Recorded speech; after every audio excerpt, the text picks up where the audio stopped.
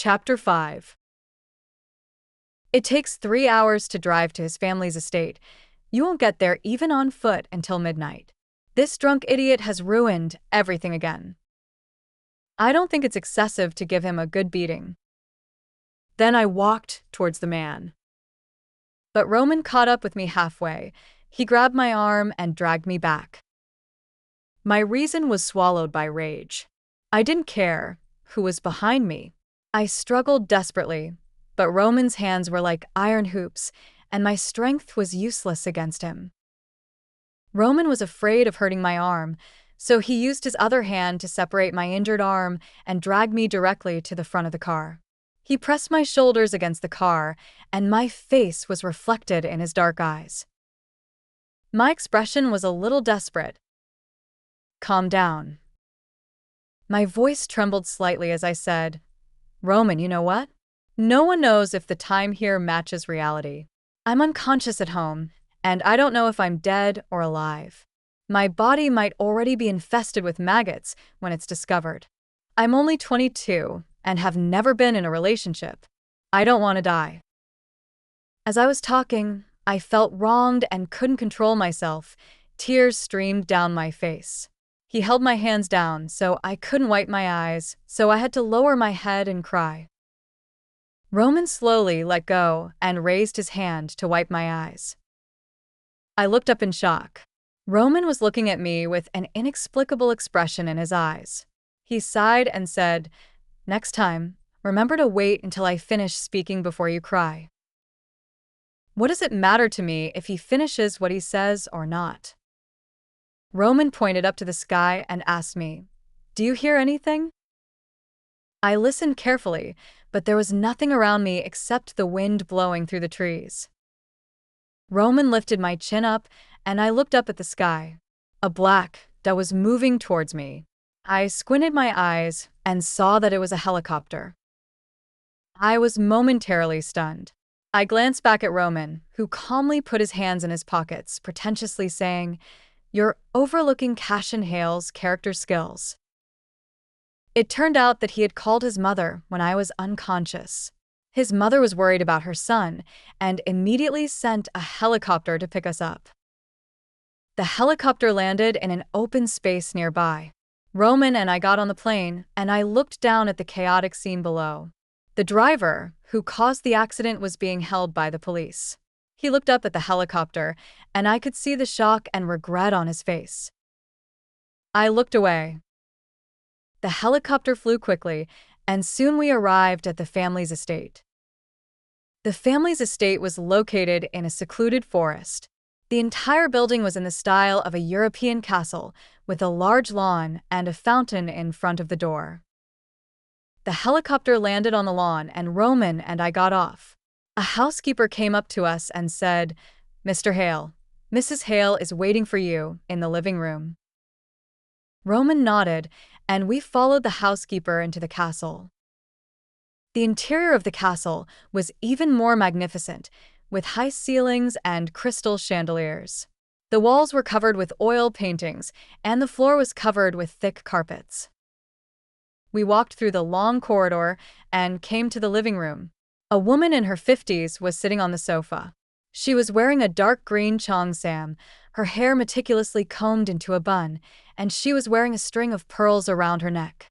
She looked noble and elegant. This was Cassian Hale's mother, Mrs. Hale. Mrs. Hale saw us and stood up, a gentle smile on her face. "Cassian, you're here." Roman nodded. "Mom." Mrs. Hale's gaze fell on me, and the smile on her face faded a bit. "Clara, you're here too." I nodded. "Mrs. Hale." Mrs. Hale didn't say anything else and turned to Roman. "Come, let me introduce you. This is your cousin, Margaret." A girl walked out from behind Mrs. Hale. She looked to be in her early 20s, with a sweet appearance and a lively and cute temperament. "Hello, cousin." Margaret smiled and waved at Roman. Roman nodded. "Hello." Margaret's gaze then fell on me, and she blinked. "Is this my sister-in-law? She's so beautiful." I forced a smile. Thank you. Mrs. Hale said, All right, let's all sit down and talk. We sat down on the sofa, and the servant brought tea and snacks. Mrs. Hale chatted with Roman mostly about business matters. I sat to the side, listening quietly. Margaret sat next to me, looking at me with curiosity. Sister-in-law, I heard you're a writer? I nodded. Yes. Margaret's eyes lit up. That's amazing. I love reading novels. What kind of novels do you write? I said, I mainly write suspense and supernatural novels. Margaret was even more excited. Really? I love reading suspense novels. Can you recommend some to me? I smiled. Sure. Margaret and I started chatting about novels. She was a very lively girl and we quickly hit it off. Mrs. Hale saw that we were getting along well and showed a satisfied smile. After chatting for a while, Mrs. Hale said, All right, it's getting late. Let's go to the dining room. The birthday banquet is about to begin. We stood up and walked towards the dining room. The dining room was even more magnificent, with a long dining table filled with all kinds of delicacies. We took our seats, and the birthday banquet began. Margaret was the star of today's banquet, and everyone was toasting her. She was also very happy, drinking glass after glass. I was a bit worried and whispered to Roman, Should we stop her? She's had a lot to drink. Roman shook his head. It's okay, let her be happy today. I had no choice but to give up. The banquet continued until late at night. Margaret was already drunk and was supported by the servant to her room to rest. Mrs. Hale was also a bit tired and went back to her room to rest first. Roman and I were the only ones left in the dining room. I looked at Roman and said, Should we go back too? Roman nodded. Okay. We stood up and were about to leave when a servant suddenly ran over in a panic. Mr. Hale, something bad has happened. Miss Margaret is missing. Roman frowned. What? How could she disappear? The servant said anxiously, I don't know either. I was waiting outside Miss Margaret's room. When I went in to check, I found that Miss Margaret was gone. Roman said, Quick, organize the people to search. The servants immediately began searching the castle. Roman and I also joined the search party. The castle was very large, with many rooms and secret passages. We searched for a long time but found no trace of Margaret. I was a bit anxious. Where could she have gone? Roman's expression was serious. This castle has many secret passages. She might have accidentally entered one. I said, Then let's quickly find the secret passage. Roman nodded. I know where the secret passages are. Follow me. Roman took me to a bookshelf in the study. He pressed a button on the bookshelf, and the bookshelf slowly moved aside, revealing a dark passage. Roman took out his phone, turned on the flashlight, and walked in first. I quickly followed. The passage was very dark and damp, with a musty smell. We walked for about 10 minutes before we finally saw a light ahead. We quickened our pace and walked out of the passage. Outside the passage was a forest.